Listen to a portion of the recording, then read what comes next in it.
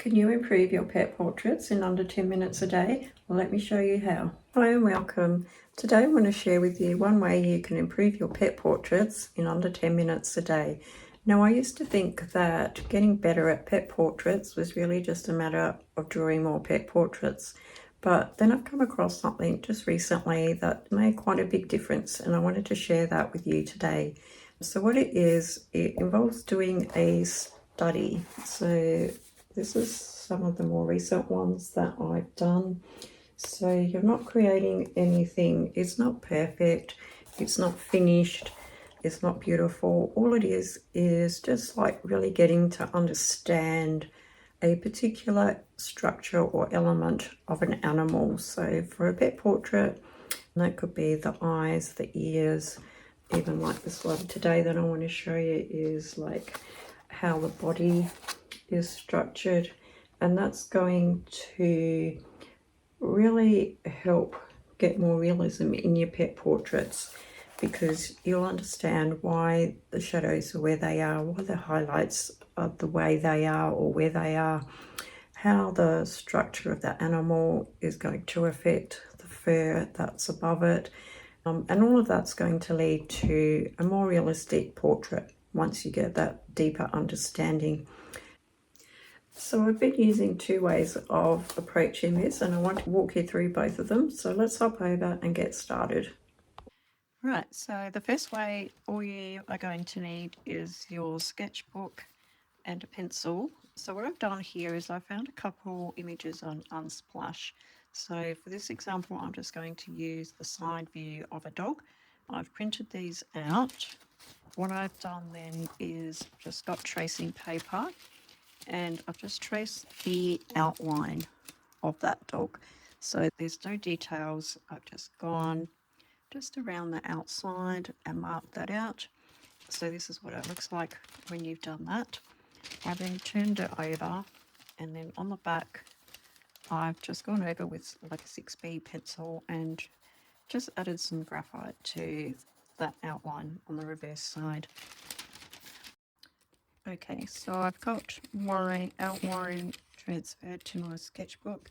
The reason I do it this way is so you can reuse this a couple times, just if you want to practice whatever it is you're focusing on a couple more times.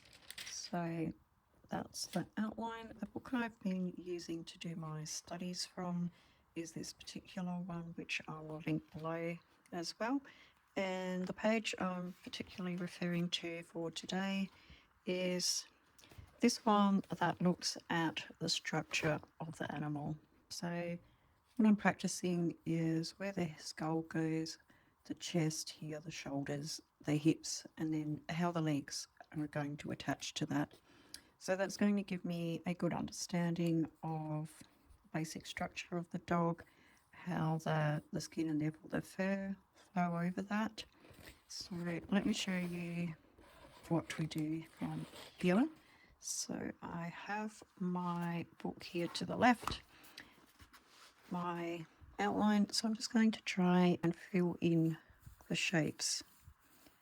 So if they're not perfect, we're just gaining an understanding.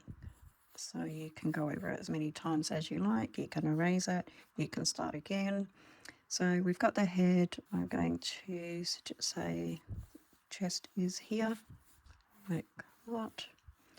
Now shoulders. Okay, reasonably happy with that. So what you can already see from here is that the top of the shoulders is what causes that little bump in a dog's back.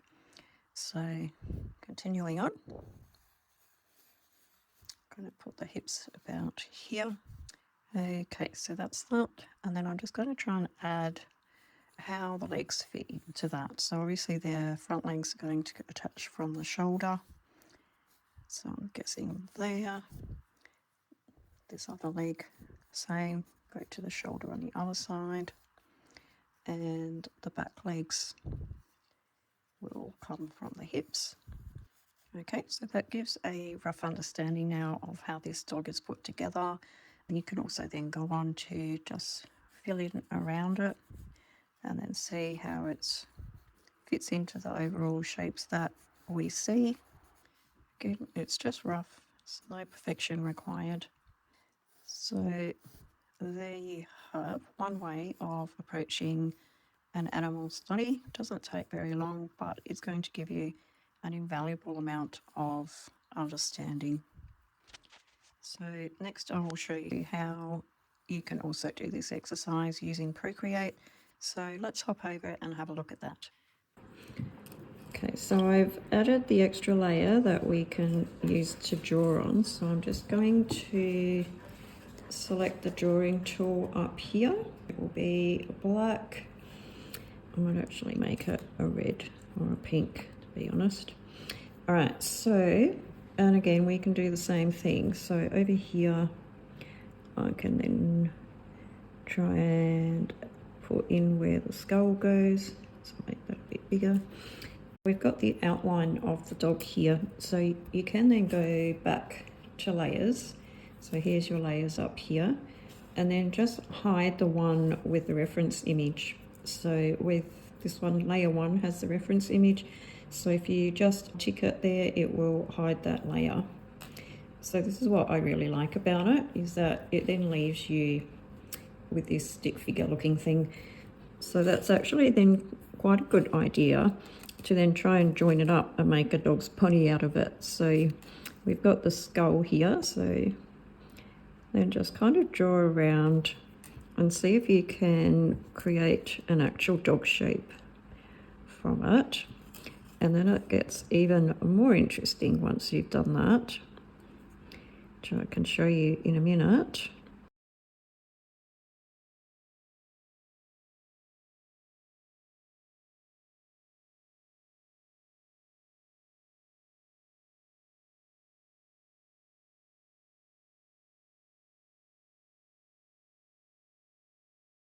You can then go back to the layers and bring the reference image back.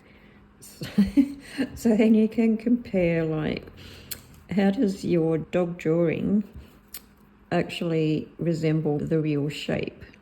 Might hide the first line drawing layer, then I will add a new layer, and I might just do this one in purple.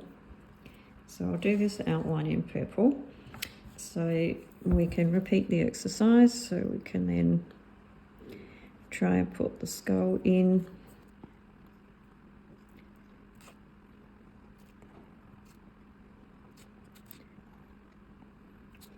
So then again, go back to the reference image layer here, turn off the reference image thing, and then again you can have another try at